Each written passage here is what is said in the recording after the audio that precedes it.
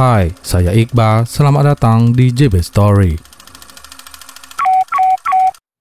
Siapa yang tidak tahu negara Amerika Serikat? Sebuah negara sangat superpower yang terkenal memiliki sumber daya manusia unggul, cerdas, dan sangat menjunjung hak asasi manusia. Itu sekarang. Jika kita berbicara beberapa dekade ke belakang, Amerika adalah salah satu negara yang memiliki sejarah kelam kemanusiaan. Di video ini, kita akan membahas kejadian yang sangat menyentuh hati. Sebuah kejadian yang diakibatkan oleh rusaknya sistem pemerintahan dan egoisme politik sekelompok orang. Sebelum kita lanjut, kami ingin mengingatkan bahwa kejadian yang kami ceritakan ini adalah kisah nyata, bukan film. Oleh sebab itu, jangan lupa like, comment, and share cap. Without any further ado, langsung saja kita ke ceritanya, and welcome to JB Story.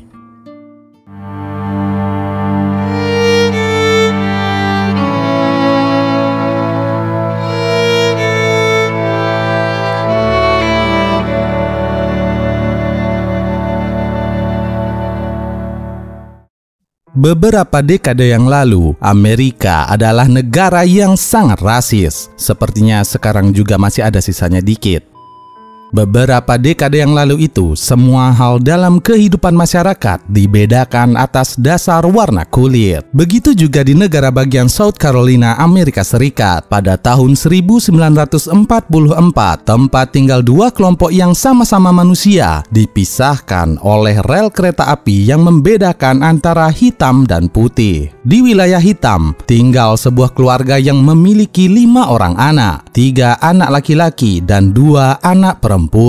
Sang ayah bernama George Stinney Jr. yang bekerja sebagai tukang bangunan. Sang ibu bernama Amy Stinney yang kesehariannya mengurus rumah tangga. Anak laki-laki pertama dan kedua mereka bernama John Junior Stinney yang berumur 17 tahun dan George Junior Stinney Jr. yang berumur 14 tahun.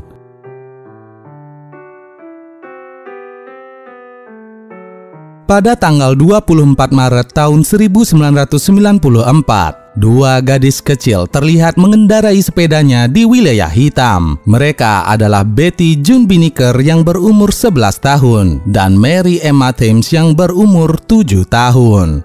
Dua gadis putih berada di wilayah hitam. Hal ini sangat jarang terjadi di masa itu. Ternyata mereka berdua sedang mencari bunga maypops yang ada di daerah tersebut. Saat mengendarai sepedanya, Betty dan Mary melewati rumah keluarga Stinney. Mereka kemudian bertanya kepada George di mana tempat memetik bunga tersebut. George pun memberitahu kedua gadis itu dan kemudian mereka melanjutkan perjalanannya. Tiba-tiba, keesokan harinya, petugas kepolisian mendatangi rumah keluarga Stinney lalu menangkap John dan George Jr. Orang tua mereka bertanya tentang apa yang sebenarnya terjadi. Namun, petugas tersebut tidak menjelaskan apa-apa dan langsung membawa John serta George ke kantor polisi. Ternyata, Betty dan Mary ditemukan tidak bernyawa di sebuah parit di wilayah hitam. Kedua gadis tersebut meregang nyawa setelah dihantam benda tumpul yang diduga merupakan besi rel kereta api. Menurut keterangan seseorang yang tidak jelas itu siapa, pelakunya hanya satu orang dan bernama Junius. Di wilayah tersebut hanya ada 2 orang yang bernama Junius, yaitu John Junius dan George Junius. Itulah alasan petugas menangkap kedua anak laki-laki tersebut. Setelah sampai di kantor polisi, mereka diinterogasi oleh petugas. Meskipun John dan George masih di bawah umur, mereka tidak ditemani pengacara ataupun keluarganya. Di sana, kedua anak laki-laki ini mengatakan bahwa mereka tidak tahu apa-apa terkait kejadian tersebut. Namun, polisi tetap memaksa mereka untuk mengakui perbuatan itu. Mereka bahkan tidak diberi makan selama 2 hari dan akan diberi makan jika mereka telah mengakui perbuatan tersebut. Sang kakak, yaitu si John, tetap bersikukuh bahwa ia tidak tahu apa-apa. Namun, berbeda dengan adiknya. karena ia masih muda dan sudah sangat lapar. Mau tidak mau, George pun mengakui perbuatan itu. Karena menurut informasi si pelaku hanya satu orang saja, John pun dibebaskan oleh pihak kepolisian. Sesampainya di rumah, John menceritakan tindakan diskriminatif yang dilakukan oleh petugas. Banyak orang yang kesal atas tindakan tersebut dan mengadukannya kepada wali kota. Namun, mengingat pada zaman tersebut, kulit putih sangat superpower dan si wali kota yang bernama Olyndé Johnson juga berkulit putih. Tuntutan dan aduan itu pun menguap begitu saja. Di balik jeruji besi itu, George meratapi nasibnya. Lalu sebulan kemudian pada tanggal 24 April, sidang pun dilakukan. Semua petugas di sidang tersebut merupakan kulit putih. Hakim, pengacara, penuntut umum, bahkan jurinya pun berkulit putih. Lalu bagaimana dengan pengacara George? Ya, sama saja berkulit putih. Tanpa alat bukti yang jelas, penuntut umum menuduh George lah pelakunya. Yang lebih menyedihkan lagi adalah pengacara yang seharusnya membela George malah ikut-ikutan menyudutkan posisinya. George benar-benar ketakutan dan tidak ada satupun yang membela dirinya. Tak butuh waktu lama, hanya 10 menit saja, putusan pun diberikan hakim. George dinyatakan bersalah dan akan dihukum mati dengan cara distrum di kursi listrik.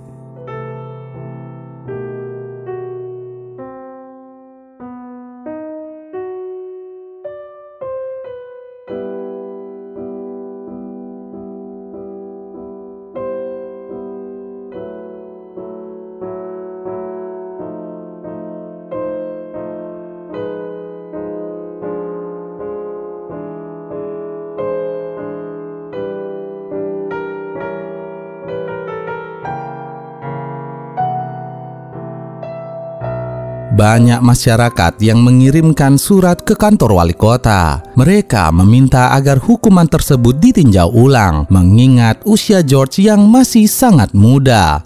Namun, lagi-lagi pemerintah tidak bergeming.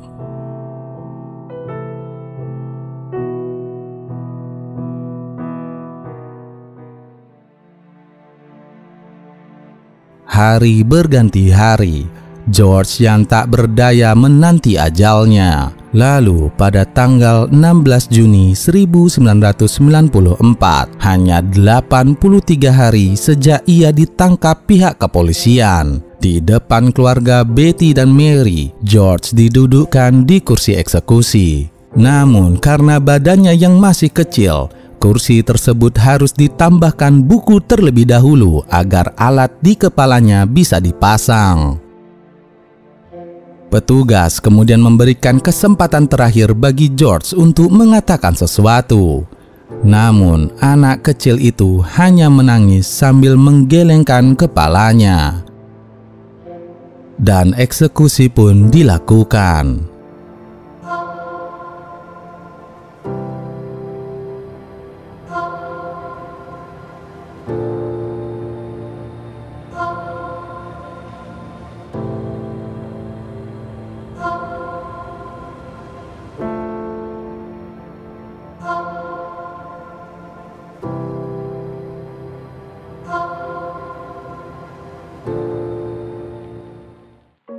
Setelah 8 menit dialiri listrik, ya 8 menit, nyawa George pun kembali ke pangkuan Tuhan.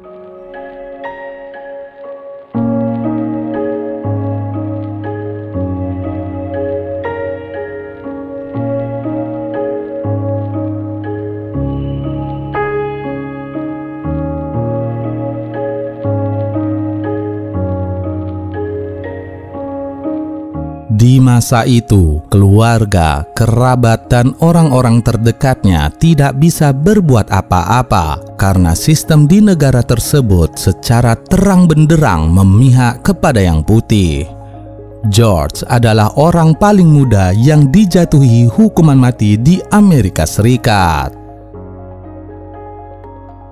Pada tahun 2014, para kerabat serta aktivis berhasil membuktikan bahwa George tidak bersalah. Saat penjatuhan hukuman itu berlangsung, banyak kecacatan hukum yang dilakukan oleh pihak berwenang. Beberapa di antaranya adalah, yang pertama, George tidak terbukti secara fisik melakukan hal itu, dan tidak ada saksi yang melihat secara langsung bahwa George lah pelakunya. Yang kedua, setelah dilakukan penelitian ulang, tersangka sebenarnya memiliki tubuh yang besar dan tenaga yang kuat, sedangkan George berperawakan kecil. Yang ketiga, surat pengakuan yang dijadikan alat bukti di persidangan tidak pernah ditandatangani oleh George. Secara administrasi, surat pengakuan itu tidak sah dan tidaklah valid. Yang keempat, wali kota saat itu tidak mau ikut campur atas kasus George karena ia sedang mengikuti pemilihan untuk menjadi senator dan dia tidak mau citranya terlihat lemah dengan menyetujui permintaan masyarakat berkulit hitam. Dengan segala bukti yang tak terbantahkan itu, setelah 70 tahun lamanya, akhirnya hakim pun memutuskan bahwa George tidak bersalah. This case was handled so poorly. His family was treated so poorly in the circumstances of March to June 1944 that his rights were snuffed out then. And it was only later, when the state changed, the political system changed, and the criminal procedure revolution we have today, that we are able to come before the court and even bring his rights and his case to the court in some way where he can get justice.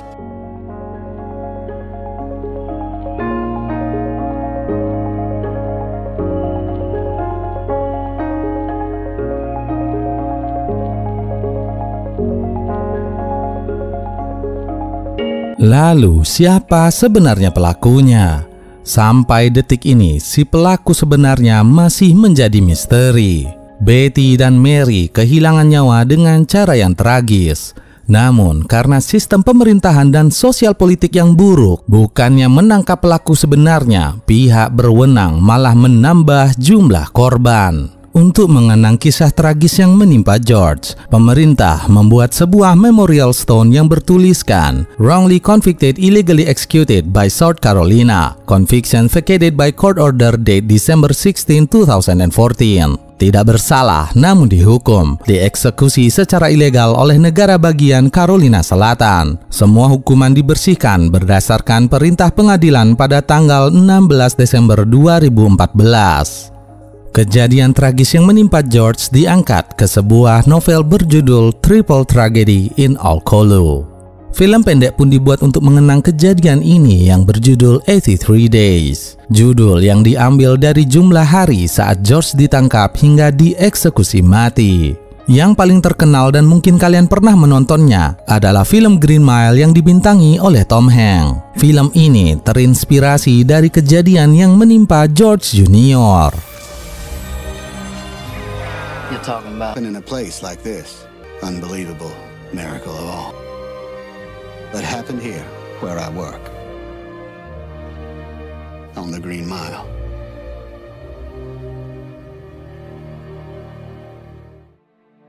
Berbicara tentang rasisme, rasis adalah bagian dari diri kita sebagai insan manusia. Yang membedakan antara satu orang dengan orang lainnya hanya kadar rasisme yang mengalir di masing-masing individu. Mungkin kalian berpikir, tidak, saya tidak rasis.